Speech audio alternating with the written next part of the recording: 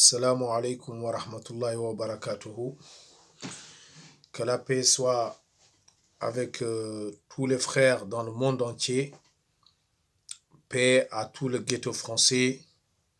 Endurance, respect, honneur à tous les férus de vérité. Que la paix soit avec vous tous.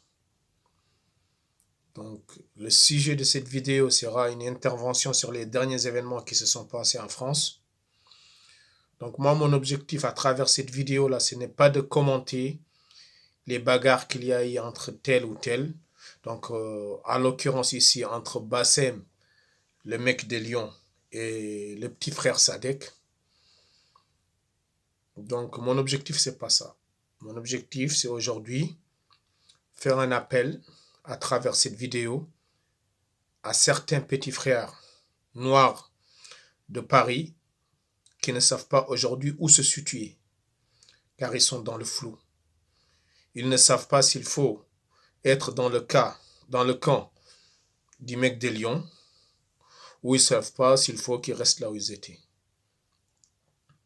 Donc je vais commencer d'abord par dire une chose. Nous, en tant que musulmans noirs, même avant même être musulmans noirs, en tant que musulmans, le Coran exige que si quelqu'un il cherche la paix, nous, on doit aller dans la paix avec lui. Mais le Coran n'a jamais dit de le rejoindre. Malgré que ce gars-là, le mec de Lyon, moi, j'aime pas prononcer son nom parce que vraiment, je n'ai aucun respect pour lui. Je ne l'aime pas. Que ce soit clair et net. Mais à partir du moment, nous, en tant que musulmans, c'est Dieu qui nous impose ça.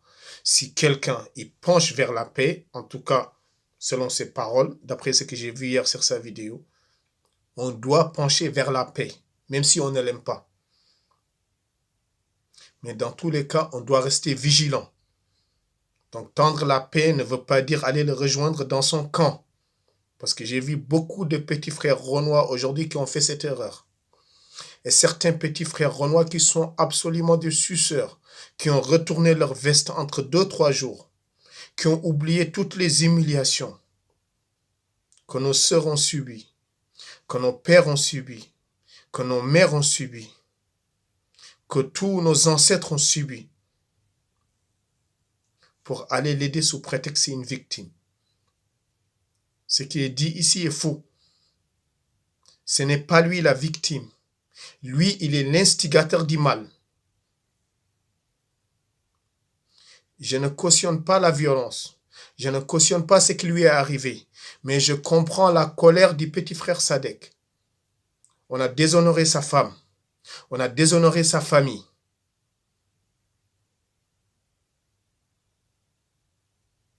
Quand quelqu'un, on arrive à ce point-là, on ne sait pas, c'est qu'on l'a mis à bout.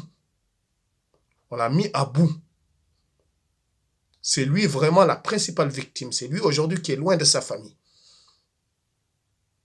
C'est lui qui est rentré dans un cercle infernal où presque il n'arrive même plus à sortir, le pauvre.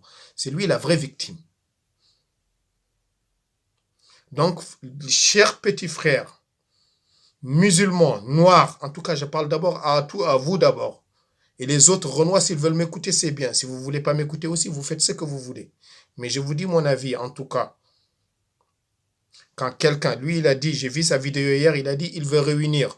Moi, personnellement, je ne veux pas me réunir avec lui. Je ne veux même pas qu'il nous tende la main. Tout ce qu'on exige, nous, c'est le respect. Respect. Respect.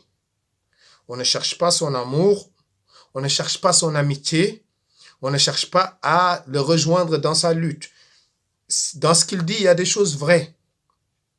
Il y a des choses vraies. Une femme, c'est l'axe principal d'une société. C'est la base de chaque société. Quand on veut détruire une société, on commence d'abord par débaucher ses femmes. Et dans ce cas, c'est le rôle de chaque individu dans cette société de défendre l'honneur de ses femmes. Quand il parle comme ça, moi, je n'ai rien à rajouter. Parce qu'il a absolument raison de défendre l'honneur des femmes arabes. Et j'ai toujours fait des vidéos, moi, dans ce sens-là. Mais il y a une chose, c'est de défendre ses sœurs, et une chose, c'est de dénigrer les autres. Tout le monde a le droit d'être nationaliste. Ça veut dire mettre sa culture en avant, euh, euh, la faire connaître au monde, tu vois, admirer sa culture. Mais le pas qu'il ne faut pas dépasser, c'est commencer à penser que la tienne, elle est supérieure à une autre. C'est très clair dans le Coran. Chez Dieu, il n'y a pas de favoritisme par la culture. Il n'y a de favoritisme que par la piété.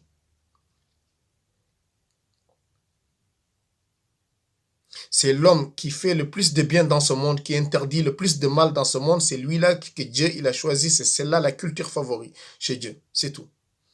Ce n'est pas une couleur, ce n'est pas un pays. Lui, il est en train d'en faire un pays, il est en train d'en faire une couleur. Ce n'est pas lui la victime. Ce n'est pas lui la victime. Il ne faut pas inverser les choses. Il faut toujours dire la vérité. Il faut toujours dire la vérité.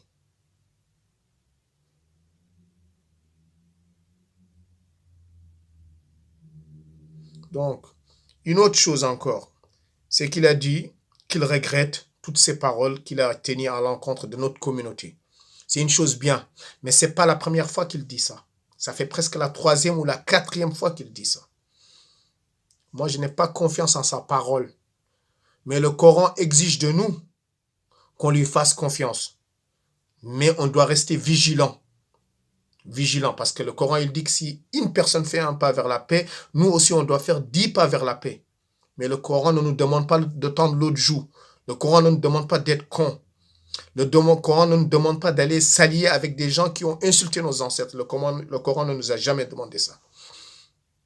Ça, il n'y a que les hypocrites qui vont essayer de vous interpréter le Coran comme ça. Le Coran n'a jamais dit ça. Le premier à avoir détruit une mosquée, c'est le prophète Mohammed sallallahu alayhi wa sallam à Médine, parce que c'était une mosquée d'hypocrites. Il y a des gens aujourd'hui qui utilisent l'islam pour leur agenda personnel.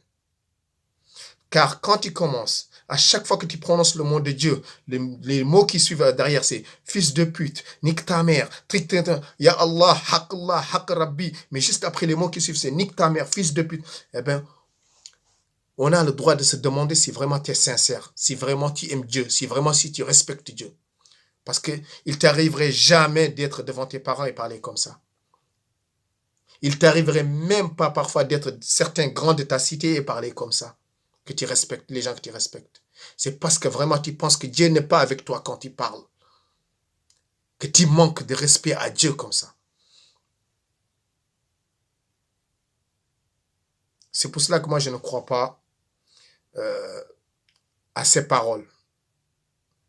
Mais Dieu, il exige de nous qu'on accorde le bénéfice du doute. C'est ça l'épreuve de l'islam. C'est que parfois il y a des choses qui nous font mal, mais on est obligé de les faire. Pourquoi? Parce que c'est Dieu qui nous le demande. Parce qu'il veut nous tester, voir si on est des vrais musulmans. Aujourd'hui, nous, la communauté noire musulmane, on est très testés ici. Très éprouvés ici. Mais alhamdulillah, il n'y a pas plus beau que ça. J'espère vraiment que je me suis fait comprendre. Que la paix soit avec vous tous. Que la paix soit avec vous tous. D'accord. Je resterai un homme de vérité, un homme de Dieu, un homme de paix.